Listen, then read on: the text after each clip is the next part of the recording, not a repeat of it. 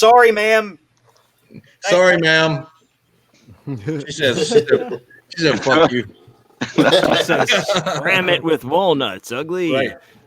So I've got a bone to pick with you, Jared. Once again, Oh no. let's just get after it right away, okay? Let's get right into it. Let's jump right in. On the show where the big 6 hour extravaganza that was supposed to be 10 hours, but I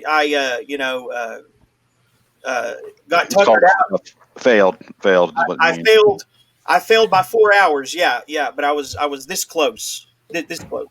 Okay, on that particular stream during C. Derek Miller's interview portion, you actually had the unmitigated gall, the temerity to suggest that Mandy is a bad movie. Mandy is an awful movie, dude. I hate John that movie Wayne, so much. You got here, man. What It are you is talking about? so bad, dude. Yes.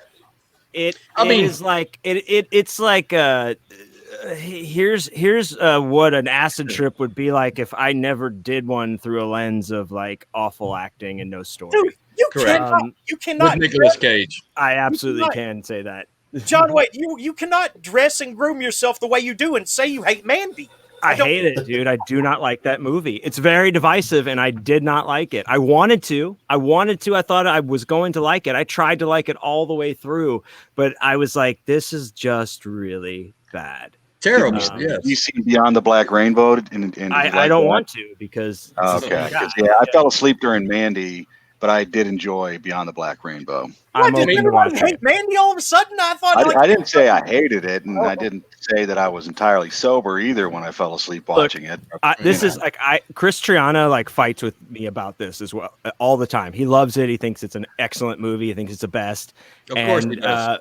But he thinks a lot of things that I like are stupid. But in like all in good fun. But yeah, he really loves Mandy. He even has like Nicolas Cage's shirt that he wears in it. And That's stuff fucking like that. crazy. I mean, I like LSD as much as the next guy. Okay, let's face it. I love LSD as much. Yeah, as the I next mean, guy. I love it too. But that is totally. I hate movies that pander to like an acid trip. Ooh, look at us, we're on drugs. Yeah. Like I really despise that. Yeah, and with poor acting to boot. Ben, are you going to let him talk about Mandy like that? You got my back, right? I haven't seen Mandy, so I'm Switzerland. Oh shit, dude!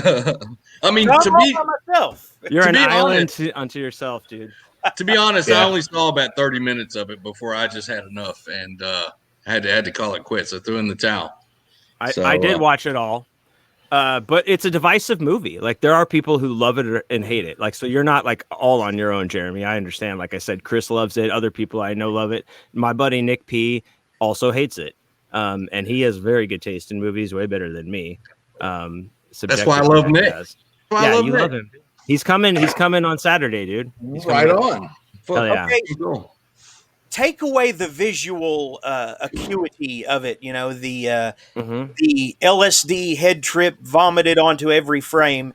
Okay, take that out and say it's just on a 90s, modest budget of like say a direct-to-video Van Damme thing. It still succeeds to me. Okay, I mean, I don't know. I don't know why. Pretend it's something it's not, and then reevaluate it. I don't understand that. I mean, exactly. Then all you are left with is bad acting. If you take away the LSD. I'm not playing pylon, Jeremy. I honestly didn't feel like they established why I should care so much about this character. Which character? Mandy. I guess like she's really great and he loves her so much, but it's so like I don't know. I just didn't care enough to like after she got kidnapped. I was like, I don't know why this is so important. Plus, she was rude, and so she got burned for it. She and then he comes music. You know what I mean? Yeah, and then he comes through. He has this lame joke, when he walks in the door, like whatever he says, I can't even remember. It's so lame, but it's delivered so deadpan that I'm like, is this meta or something? Like, what's happening? Where he's like, knock knock, who's there? Like, what does he say? I forget. It's really fucking. I forget the fucking joke. Does anybody remember it? I don't remember it either. But it's that minimalist drive. Yeah. It's just. I don't know. I didn't. I just like, and I like a lot of stupid shit that a lot of people hate. So I mean, this just didn't touch me. This wasn't a thing that I got into. Here's the thing, though. Ryan Gosling is not the. He does not have the possess the gravitas that Nicolas Cage does as an actor. So Nicolas Cage pulls off the deadpan, minimalistic, almost stoic figure better than Ryan Gosling ever could. So why the comparison? I guess? Why are you bringing up Ryan Gosling? Where did Ryan Gosling come into this? Yeah. Because he's also in movies like back to back to back where the main character is very stoic and monotone and like that Beyond the Pines movie. That was one of the worst films I've seen too. That last Ryan Gosling shit. Well, I feel like Nicolas Cage is a genre unto himself. He's definitely become that, right? And I think that like there's movies now that are just called Nicolas Cage movies because he's in it. And I love a lot of his movies. I when Face Off was in the theaters, I took 2 different girls on dates to go see that movie because I liked it so much. So it's not like I'm a Nicolas Cage hater either, but I'm also not like I'm not tattooing him on my body or buying a bikini with his face on like some of my friends. I'm not doing that. So like and I went into Mandy wanting to like it so bad. I thought I was going to like it, but I agree. Same. It just did not do it for me, Jeremy, and I'm sorry. Okay, if you strip away all the nice effects, he's going back to pretending something. Okay, well, look at the bad guy. Look at the bad guy demon biker guys. You never learn why they look that way, and that's where one of the few things where they don't they don't explain something in a movie where I actually think it works. And I know why they look that way. Why? Because the director watched Hellraiser. That's exactly why they watched that. Come on, Cenobites don't ride motorcycles. And by then I didn't care. By then I was just watching it like I guess I would have liked these guys if this story was different. But there is this. It's also the mood because when he goes to his old war buddy, who lives in basically a shack or a hut, or basically, or an RV or something, and he's asking for ammo, and weapons and whatnot, and he's explaining the trouble she's in, and he's going after her, and the guy said, I don't remember the exact wording, but what he says is very intriguing, and it kind of it provides an explanation without requiring one, because he says something about how darkness has been coming down these hills for generations, only we're just now noticing it, and every year it gets stronger and stronger. I mean, that is almost like it's such a powerful statement that got me invested in the movie like that. As soon as it was said, I was hooked for the rest of the movie. Because, I mean, you got this feeling like something is slowly encroaching and taking over, and how far does it want to go? Does it want to consume just this little town? Does it want to consume, the forest? Does it want to consume the whole world? And, I mean, you never find out legitimately, in the space of the movie story, what is the deal with these demon bikers? But they're hired by the pussy cult, right? The main bad guy is a pussy. Yeah, I'll give you that. The ending, the final confrontation with him, very anticlimactic. If you were going to judge Mandy based on that final confrontation, where spoilers, Ben, do you need to cover your ears for a minute? I don't give a shit. Okay. In the final confrontation, he chases this guy down. He's killed all the cultists. He's killed all the bikers. And it's just him and this guy who killed Mandy. Sorry for anyone who wanted to see the movie. I'm just going to say, now I'm getting worked up anyway. It's him and the final bad guy, the cult leader. And he's offering to, come on, please don't kill me. I'll suck your dick. I mean, that is you very... want some cheeseburgers? Does he actually say that? Yes, I swear. That is They took that line from, what was it? From It's Menace to Society. Yeah, suck I your got dick, these cheeseburgers, man. These Cheeseburgers. cheeseburgers. If you are going Come on, man. I suck your dick, man. I suck your dick. we're going to judge the movie's quality based on that final scene, I can understand. But then you've got the symbolism of the tiger, man, okay, that he lets free. And here's another thing, okay? What does it Why symbolize? does the guy let the tiger out of the cage just because the guy's Nicolas Cage's character is staring at him? It's because they had a telepathic moment, okay? Do you understand that? I I think you're reading understand. a lot into this movie. I understand that this movie was something that you liked a lot. It Right. resonated with you, and it did not resonate with myself. And there's nothing And I'm wrong. really I'm not glad it going to brought you fight. joy. I'm not going to fight I you on am. that. But one thing is like, there's someone, and this is not to say anything like, "Ooh, look how fucking cool." Like, as somebody who does a lot of drugs and hallucinogens, and I've taken myself to the very, very farthest fucking reaches and actualized myself beyond fear. I just cannot get into drug things like when I see it tried to be interpreted on film. Like, I get turned off a lot by that kind of thing. I have to agree with that statement. Yeah, I find it annoying as well. Okay, so we've at least got three other people here who have seen it, excluding Ben. Go ahead, Ben.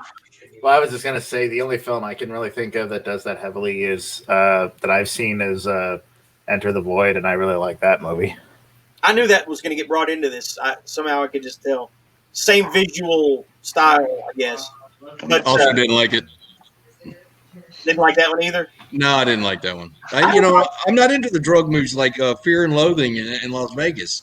I didn't like that either. Yeah. See, I'm not a Gaspar No fan, so I can understand that.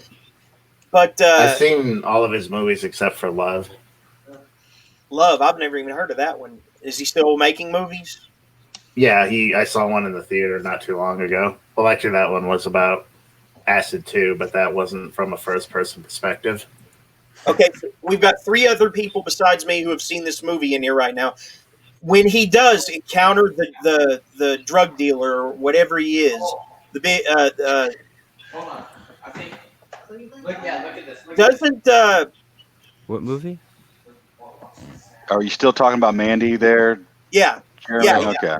I've only seen Okay. half of it, maybe. I fell asleep, like I said. When him and the drug dealer are talking, and he says something about the tiger, like, "Oh, he usually doesn't like strangers," and there's this silent moment that him and Nicolas Cage have, and he says he doesn't. They just stare at each other for a minute, and then he says, "Oh." And then he opens the cage and lets the tiger out, and the tiger just goes on its way. I think he was telling him, why don't you just let it out? But it's not said. That's all based on their gifts as actors. That they just did it with their facial. We're playing fast and loose with both of those words, dude. Gifts and actors. Fast and loose. Okay, why you should care that Mandy got kidnapped, raped, and burned alive? Yeah, I'm spoiling it for everybody now. I'm spoiling it for everybody now. I'm pissed. Not really. Don't be pissed, dude. I'm not trying to piss you off. I'm not trying to piss you off. No. This is a fun, lively thing. But so why you should care that Mandy gets all that done to her? Well, for one, she shows some resolve that she's not really all that intimidated when she laughs at the guy's tiny dick. She does laugh at his dick. That part's cool, but also like it's like he opens it up like, look at this, but like it's also like you're like going through like the colors and shit, and like you have to look at his dick in like 4GB or whatever. Like it's still a thing, Did we actually see his dick? Yeah, you see his dick. Oh yeah. Unfortunately, yeah. It's all right. I mean, it's not the best dick you want to see, No, I think I laughed at it too, honestly. So, well, it's kind of a funny moment too. He just is like, and look upon my dick, like it's just I don't know, like He's a in that it's like a Buffalo Bill Rammstein mode. video, kind of, or something. You just Yeah. described every night in our bedroom. Look at Ooh la la! Look at it. Look at it.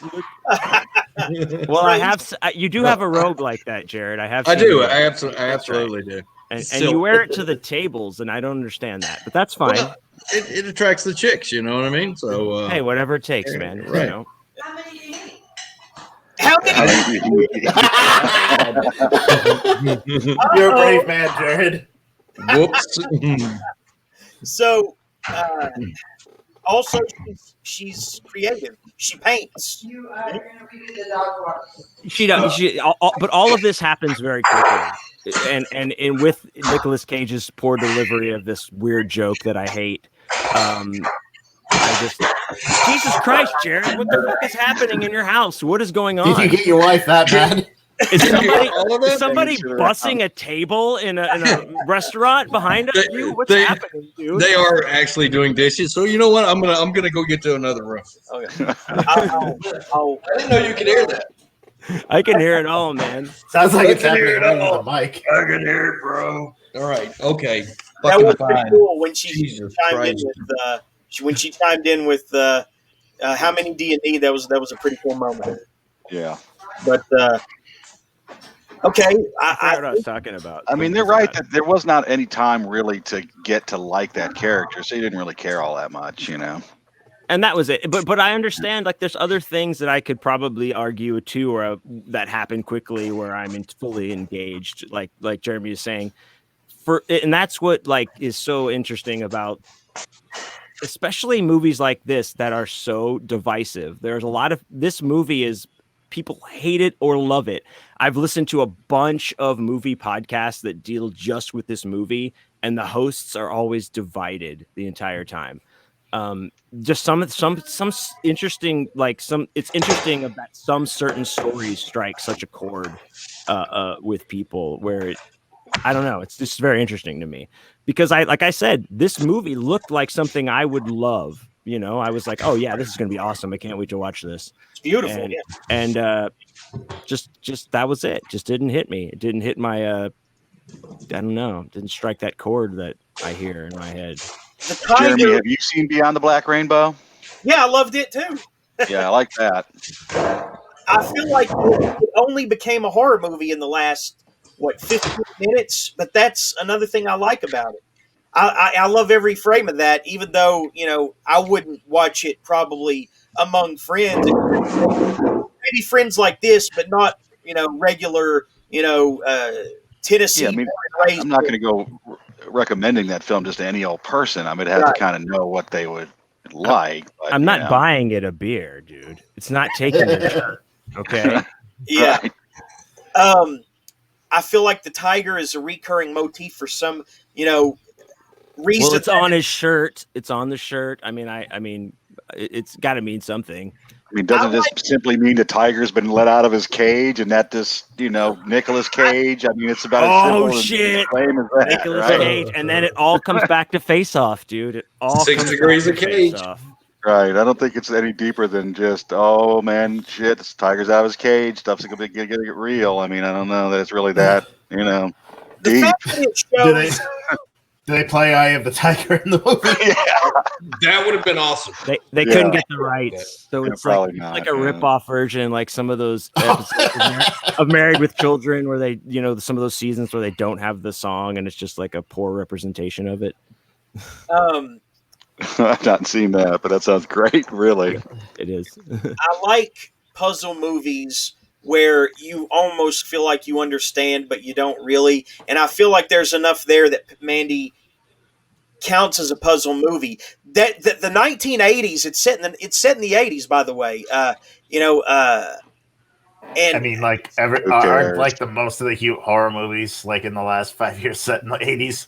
yeah, but this is an 80s I've never seen before. The 80s that is in Mandy, it's a weird, like, alternate dimension type 1980s.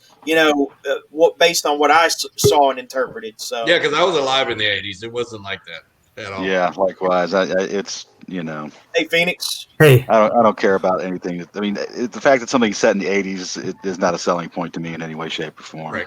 80s were all big hair and bushy badge. That's all they had. Woo! Phoenix, have you seen Mandy? The movie? no, I haven't. Okay. I'm all alone here. I thought for sure you would be able to get me out of this foxhole anyway. But no, yeah, Beyond the Black Rainbow was pretty cool. Has that guy released anything else since Mandy? I don't believe so. What else? And next time I go to see my girlfriend, I'll have to put that on because we both really like those kind of movies. Which one are you What? talking about, Mandy or Beyond the Black Rainbow? Probably both.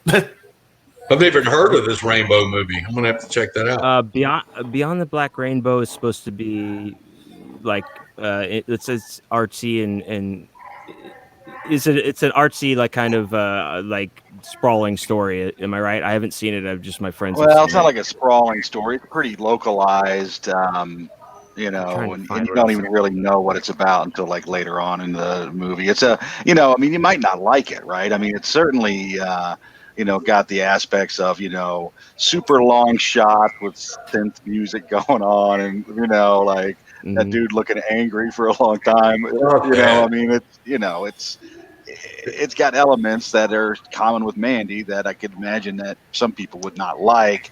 I Yeah. generally am not into movies where it's just like long shots of nothing happening, but this one, for some reason, I enjoyed it. I think I just enjoyed it so much because of this one person's face was interesting to look at. And it's just so over the top. You know what I like about movies? Titties. Does it have a lot of titties in it? No, unfortunately, Oh, it does okay. not. No, it does I'm not. out. I'm out. I mean, but if you watch Hard Bodies before it, you'll probably like it a lot Cool. more. All right. Yes. Hard Bodies is a classic. Yes, indeed. So And I so the think thing that Porky's is on Prime now as well. I think if you're a subscriber, Porky's is on Prime. I saw But the one where they battle the KKK is my favorite one. I saw a lot of Porky's movie. Hooter movies when I was up at Triana's house. Oh, A lot of Hooter movies. Oh, I thought you Women meant in like a prison Hooters movie, like movies. official Hooters yeah, movie. women in prison movies, love it. Yeah. Yes. We watched a bunch of those, and then we watched one called Chained Heat. We right? watched Red Heat. Chained We watched Heat. Chained Heat. We watched Red Heat. We watched Jungle Heat. Warriors. We watched then we watched Hard to Die, which is like a weird Die Hard thing, which is also like an unofficial part 3 in the Sorority House Massacres trilogy. Have you seen any of the Jason Sinclair homages to that time period? What was that? Say that again. Have you seen any of the Jason Sinclair women in prison movies? I don't think so. That's an inside joke between me and two other people. Jason Sinclair is a director now. He's just Yeah, he's no not kidding. just a I'd love to writer. see that movie. Yeah. Yeah, women in prison is kind of a dead Jeremy genre. Maddox pseudonym, where he writes erotica for his own self and leaves it in the parking lot where he works and finds it and reads it to himself in the bathroom. You know why women in prison movies are a dead genre? Because have you seen some of the mugshots that are coming out with women now? Jesus, it does. It's oh God. They're like I kind of lava. figured that the softcore prurient movies like those died because of the proliferation of internet porn. And nobody Probably, just yeah. cares to see it. Well, and there were It's certain definitely killed a stars lot. that, like Linda Blair, was in a slew of those films. I had no idea until Chris turned me on to that, or like that she was like so prevalent in these women in prison movies. I had no idea. I didn't know that. Yeah, huh? Yeah, she's in a grip of them, dude. We watched 2 of them. I watched 2.5 of the ones that she was in, and she's at all these conventions that we're at too. And she's might be a bitch most of the time, but I had no idea that she was in these women in prison movies. Now I almost have a newfound respect for her. Notice I said almost. Right. So, how many more splatter westerns are the series is not wrapped? Is that correct? Because the 13th Coyote says book 8 of 8. It doesn't say Book of 8 of 8. It does say Book of 8. It does say Book 8. But It says book 08 on the side. Okay, gotcha. yeah, there's going to be 13 in this series. Lucky number 13. So Do you know what kind of big ambitious multi-volume, spectacle you're going to try to undertake after the splatter westerns are finished? Well, this has been a bone of contention between Patrick and I. What are we going to do next? And you know, we're partners, so sometimes you have to capitulate. And it's going to be actually Splatter Western season 2. So we are going to continue the Splatter Westerns. People love them, so we're going to continue until nobody likes them, and they're like, "Fuck Splatter Westerns," basically. And then, So- Why and not then, just and go then on to 15 instead of, 14 rather than, Well- having a season 2? That's a good question, because we signed a deal with Thunderstorm Books to do the hardcover of the original 13. So Okay. we don't want to take away the collectability of that series from Thunderstorm. So therefore, we have to come up with something different. So you're actually going to call it season 2, or what? I mean, is that what I you're mean, going to? We haven't really decided yet. We're going to think of something cool, and Right. I was all for just killing the Splatter Western name at the end of the season, but that is really what people are looking for now. They're looking for that name. Brand, right? Yeah. So, and Patrick was right. That's our brand right now, and we've got to ride it till it Gotta doesn't give serve us people what they anymore. want. Yeah. Right. So yeah, I mean, there's definitely going to be more. Whatever they're going to be called, there's going to be more. Right. Right now, the rest of the we've got Regina Garza Mitchell, or Mitchell Garza, coming up next. Then we've got Brian Smith, we've got Chandler Morrison, and Christopher Rufty, and Cody Higgins. Oh, nice. Those are our next. Wait, so Nice lineup. Rufty's doing a splatter western? Absolutely, he's just about wrapped it up, and he's going to be sending it our way really quickly. Yeah, you were the one that told me about the Pillowface versus Lurkers. Well- That you know what? I probably should have put that on my year-end list, but I didn't even think of it. I mean, Pillowface is an awesome character. I mean, I love Pillowface Pillowface. that's a badass book. Yeah, hell yeah. Yeah. Rufty is a badass. Yep. I mean, we've published him once before with Wrath on Master of Pain. This is what Rufty's good at, and it's going to be a really cake dick novel. Hell yeah. Sure. Very cool. So you said I was actually not going to bring this up, but I recall you say you encouraging it in our correspondence recently, right? Yes. Dick. I like that you said kick dick earlier. Yeah, kick dick, Yeah. man. I like it. I mean, kick ass is so cliche. You know what I Let's mean? put Right, that in yeah. the lexicon. Hey, Oh, this right. You week, got to this really week at emphasize the how hard it's going to hit. this week at the Houston Horror Film Festival, we're gonna kick dick, dude. We are going to kick some dick. Lots of dicks. The dicks are gonna get kicked. Yes. There won't be a dick in Houston that's left unkicked. No dicks shall be unkicked. Sorry. All right, Jeremy, go for it. Let's get this over with. Yeah. Okay, so I mean, the Nightworms thing. Oh, that's bullshit. Man. It was presented to me by someone who, I know the full story. I know it. Oh, you do. Yeah. Okay. It was presented to me as if they were going after you guys. Okay, because I've only read Starving Zoe, but a lot of other people have read A Savage Breed and said that a lot of the things they complain about are not as prevalent. They're like mentioned in passing, particularly like from my own reading experience, the thing with animal cruelty in Starving Zoe. I mean, of course, I don't believe in animal cruelty in real life. I've got like 15 cats. Jesus. Well, I mean, it's all a matter of perspective. You know what I mean? It's different people have different tolerances for different things, right? And But it's just one sentence. It's just one sentence, and they chose to make it. I mean, I know they can; they're free to. But I think it was if they're going to be professional reviewers. That's all I'm saying. Okay, and I can see. Like I said in my email, I don't have a side here, but what I am going to say is we do work closely with Sadie, and we work closely with Nightworms. There's no money changing hands for these reviews. There is some free books involved, but I give free books to a lot of people. You know what I mean? I love to give free books. But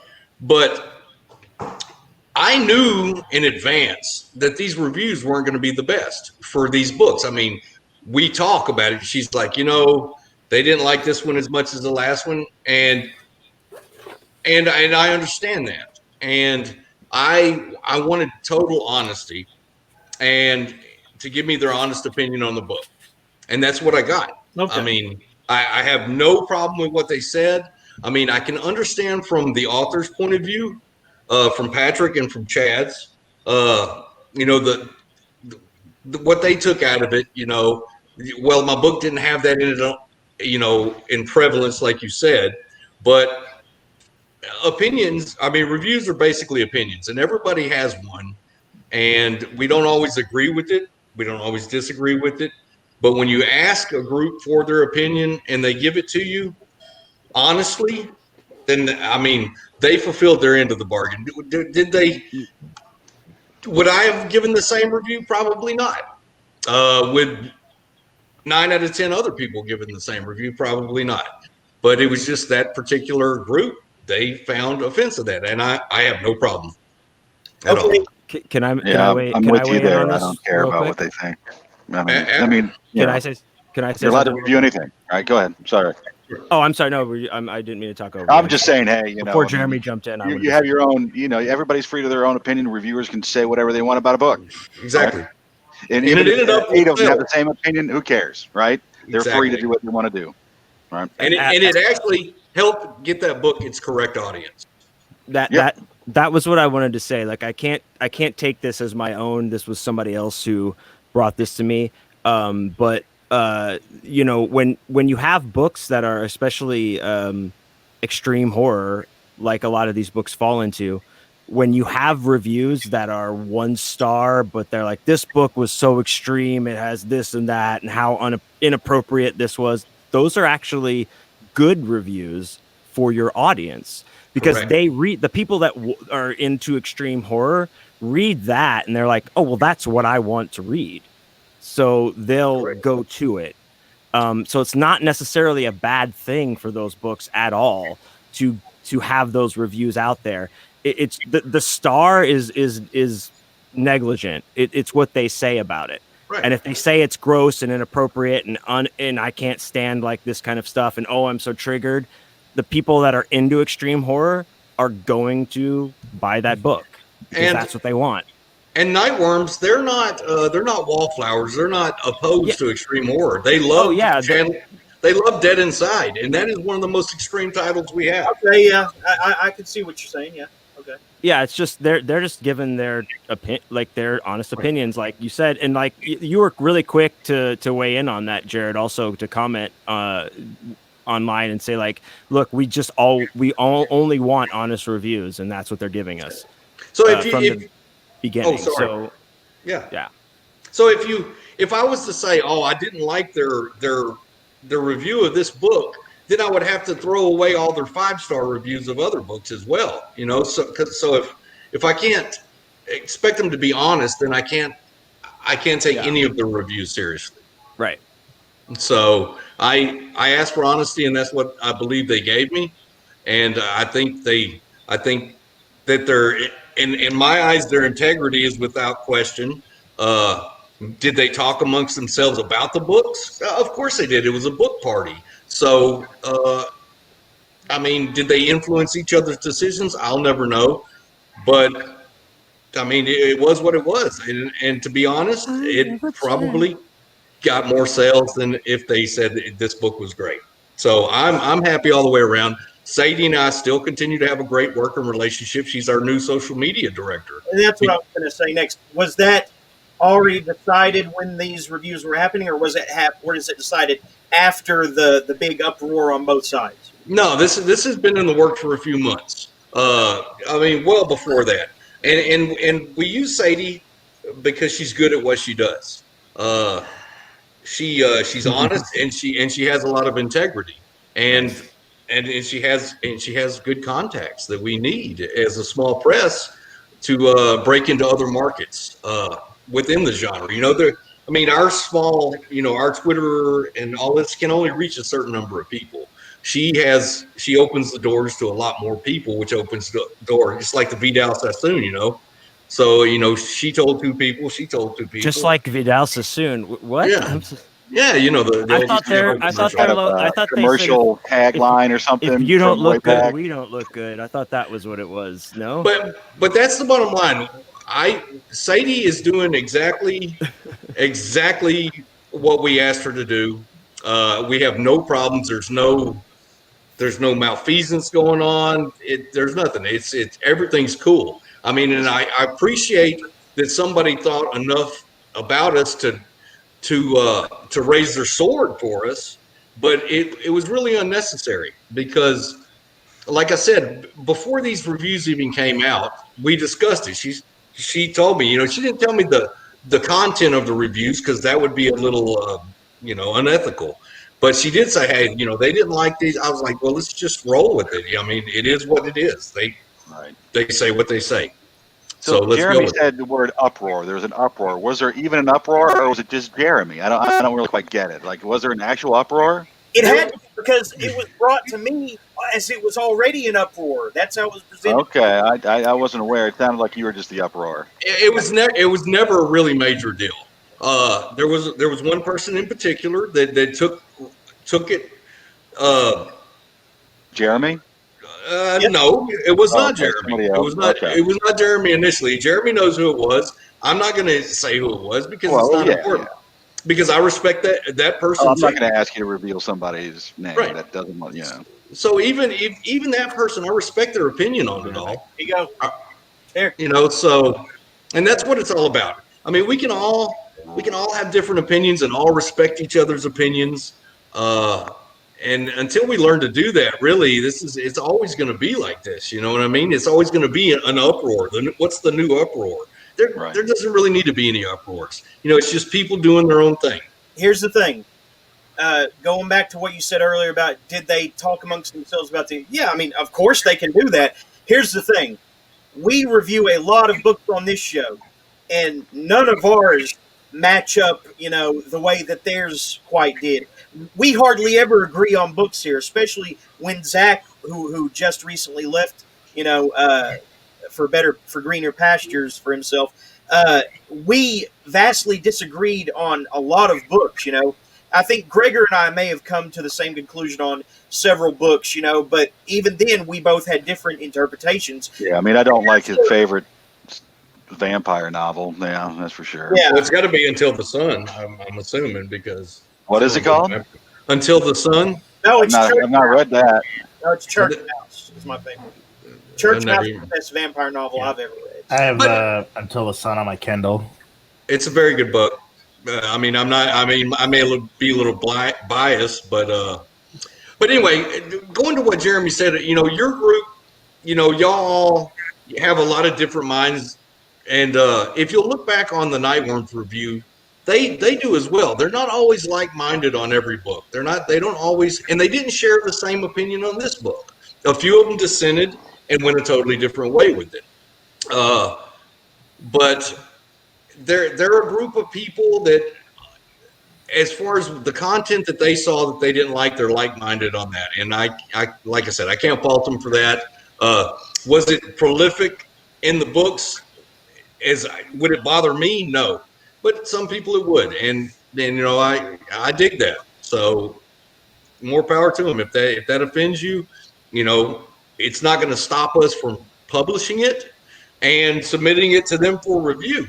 But I know what to expect when I do. Here's one more thing. Somebody replied to one of these reviewers, and of course they were female, the person they were replying to. I assume it was either you or Patrick one, whose response to their review, and I don't remember if it was scathing or just dismissive, but it was thanks for the review, such and such. We're still learning, and I felt like that was kind of like getting down and like, would you like to spit in my face? Would you like to use me as a footstool? I felt like that was like. You found it pandering. I can suspect that opinion. It was me who wrote that response, and I think the response was that we're listening, Not that we're learning. I think we're listening because we do Okay. listen to what the reviews say. Okay. I'm back. And when I say that, it was basically for that one reviewer that in the future, I'm going to warn them when some of this material contains the same thing that they found very offensive. I'm going to let them know up front, so that maybe we won't run into this. They'll just pass on the book. We won't get these reviews. You know what I mean? But if they want to go ahead and review it, I will still listen to whatever they have to say about it. Okay. Well, those were all of my concerns, and I was worried that you had been infiltrated when I found out who the new social media director was, and I had all these fears of, oh no, one of them's gonna get me too'd or something, No, Uh, absolutely not. Hashtag me too. but No, it's been much ado about nothing, really. I mean, because people didn't know the inside, what's going on behind the scenes. That everybody who was involved already knew what was going on. There was no conspiracy to undermine DHP. Quite the opposite. They have been ardent DHP supporters. They've all helped. They basically Nightworms, and I'll give them this. They've been responsible for a good 45 to 50% of our sales on these splatter westerns because they get the word out. But I thought you gave them all free copies. Acting as your unofficial lawyer, those are not hard in hard fast numbers. No, they're not hard fast numbers. I just actually made those. I made that up on the. But they did. They helped get the word out, and I did give them free books. Well, anytime that's that what you do, know you right? have For like reviewers, you you give them free books. have to give reviewers books. Yeah. Well, that's fine, but how can they be the ones who are most? Oh, because they got the word Because out. they're reviewing Right. book. Yeah. Because I mean, any the phrase, any publicity is good publicity, and it's 100% true. Okay, I get what you're saying now. So yeah, I guess it was maybe blown out of proportion, but it was already blown out of proportion when it was brought to me. I will say that. I will excuse myself on that, but Now, I can see why they may be a necessary force now. And yes, people are allowed to review things negatively. I do it, of course, if I don't like something, and I can light into them myself pretty bad. I'm not too fair to a lot of lit RPG novels, which is this weird new thing I've discovered. But I'm not. My problem isn't that they gave bad reviews in general. It's that I felt like they were all lining up a bit too much. But now that you've given me a little bit more perspective, and I hope no one listening or watching thinks that suddenly I'm rolling over and placating him because I was open-minded enough to see what he was saying. I don't think anybody would think that, dude. Not at all. I mean, this is what civil discourse is about, and this is what it was for, is to solve problems. I mean, Right. So, and the person who originally brought this issue up, they're not wrong either, because they had an opinion on what they saw was going on, right? So they expressed it to another person, and then there became this discussion about it, and that's what brought us here. So I mean, I don't see any problem with any of it. Cool veil, Regina, or is that a Phantom of the Opera mask? Or? Yeah, it's like one of those eyes wide shut style masks. I did leave my keys in the bowl at the door when I got here. So good. I didn't bring my mask though. Shit, damn it. Yeah, well. Whatever. COVID's a myth anyway. Yeah. Can anybody play the piano? What? Can anybody play the piano? Yeah, right. Oh, John Barely. Wayne, too, real quick. I just started Hellmouth today, and it is like really excellent already. I'm about a third of the way through, and it's love it, so good. Cool. Thank you so much. I'm glad you like it. Yeah, very much related. We're actually going to move on to Mage the Hellmouth discussion because another guest coming on soon. But before we do, Jarod, what do you want to say about Death's Head Preston's future? As far as release wise or events or anything. Dude, I mean, well, me and John Wayne are going to be at the Houston Horror Film Fest pop-up market on January 16th. This is our second one of that. Pretty good little local thing. I mean, if you're in Washington or whatever, you don't want to fly down for it, but Yeah, it's from noon to 8. The same hotel, right? Yeah, same place. Yeah, same hotel. If you're in the Houston area, it's on all of our social medias. You can check it out. Right. But yeah, it's gonna be a good noon to 8. show.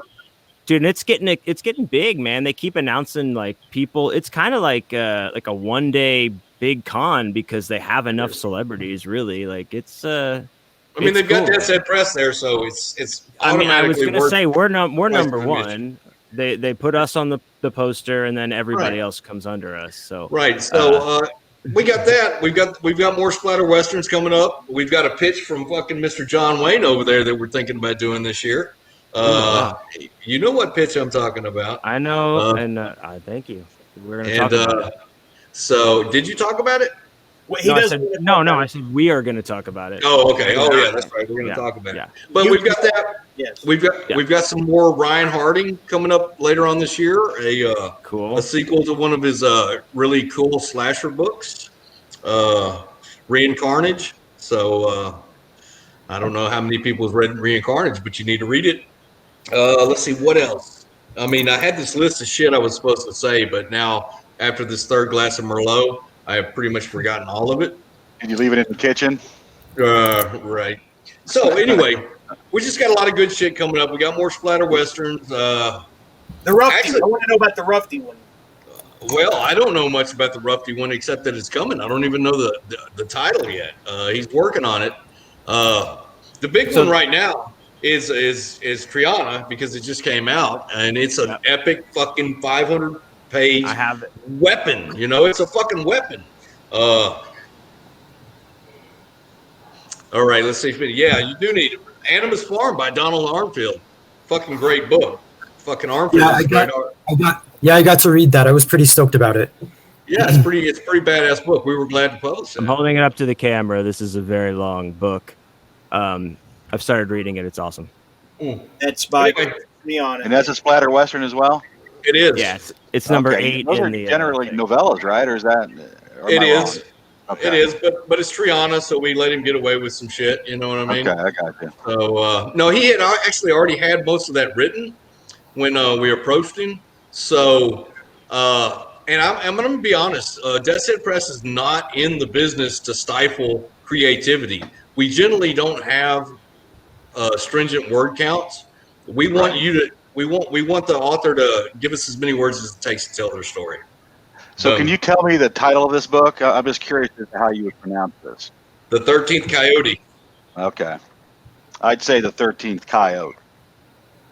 Yeah, but Coyote is still Coyote, even if it's with a C. So I'm just I know. I just know some people say coyote, some people say coyote. Well, it depends on if you're from West Texas. It's definitely coyote out there. Yeah. Okay. So anyway, I like coyote, but yeah, that's all I wanted to know. If you like coyote, then it's the 13th Coyote. All right. That's right.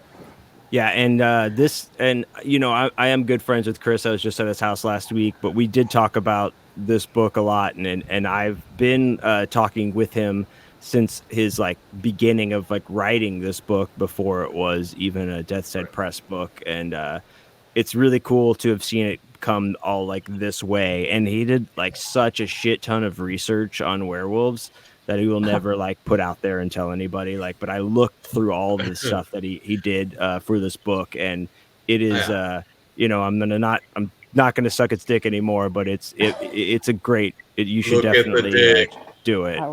It's an awesome book. So.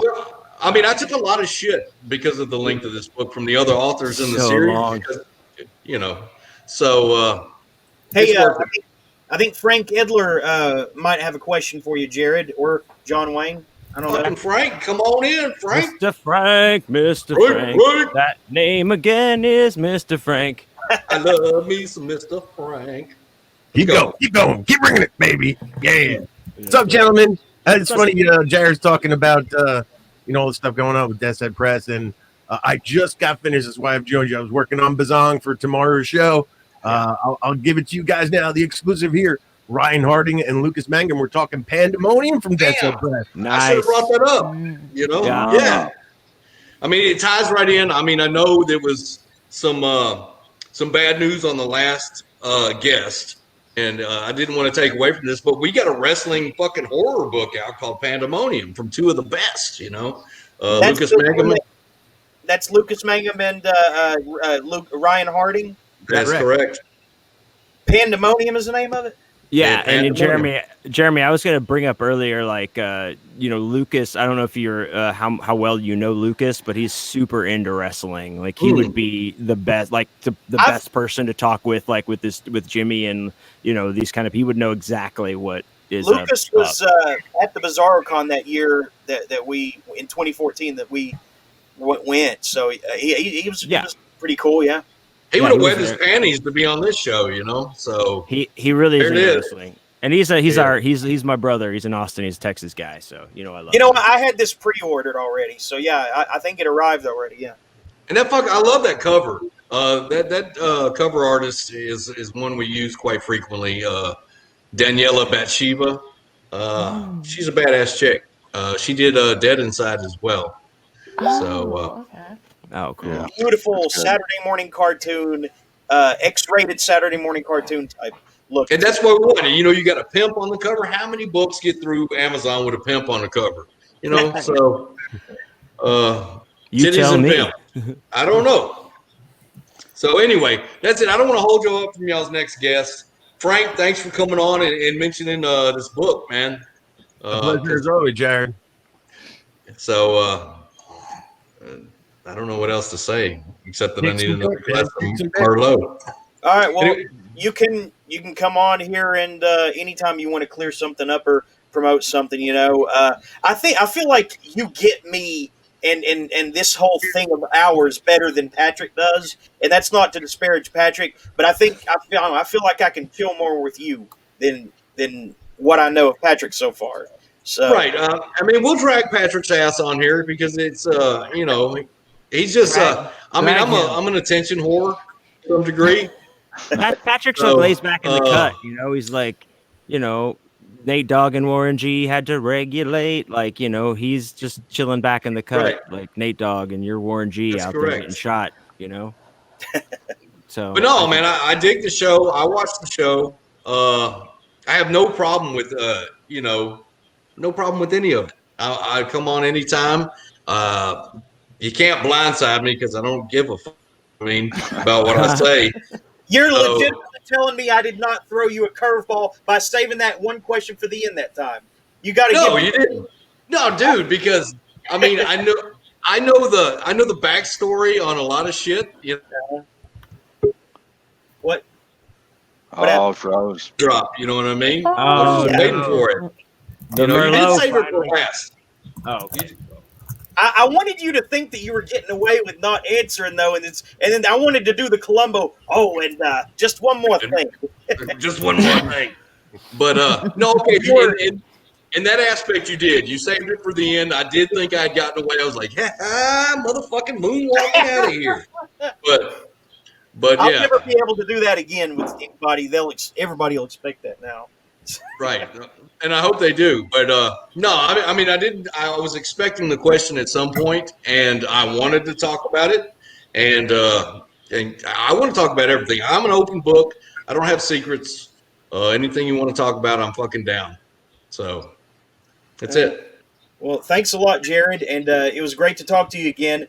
Likewise. If you hear anything else about a new Pillow Facebook, because I'm the last to ever hear about those, please tell me, because that's one of my favorite, monsters in indie publishing. So, well, I definitely will. I'm supposed to have a phone call with Rusty here pretty quick to talk about when we're going to get this Splatter Western out. So I will mention your love of Pillowface.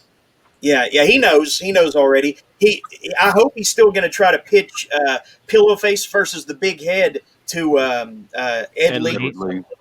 That would be cool. I would publish the fuck out of that. I would. I would be like, shit. I would kick the dick out of that. So anyway, all right, fellas. And nice seeing you again. Yeah, it was good seeing all you, and I appreciate y'all having me on, allowing me to give my 2 cents. All right. Awesome. On Saturday. I'll see you next Saturday, John Wayne. So, thanks for coming. First of all, thanks Regina for for our next guest. It's really great to see you in here, Aaron.